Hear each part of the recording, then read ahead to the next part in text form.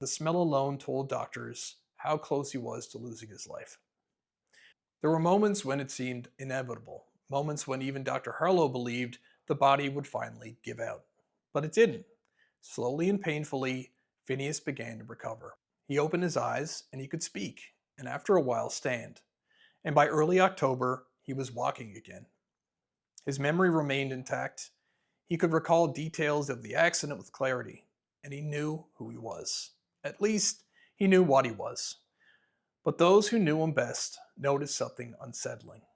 The man who came back was not the man who had left. Before the accident, Phineas Gage had been measured, thoughtful, and responsible.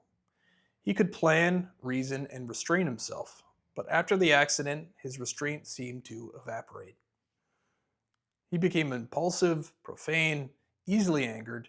He struggled to follow the rules he once enforced. He spoke without thinking. He made plans and abandoned them just as quickly.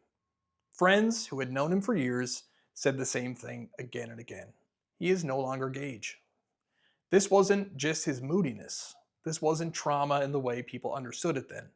Something deeper had shifted. The iron rod had destroyed large portions of his frontal lobe, the part of the brain responsible for judgment, self-control, emotional regulation, and social behavior.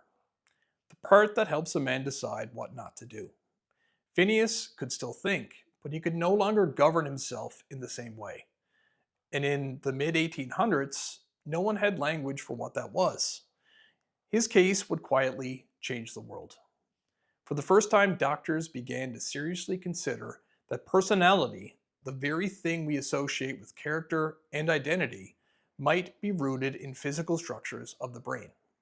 That damage to flesh could damage judgment.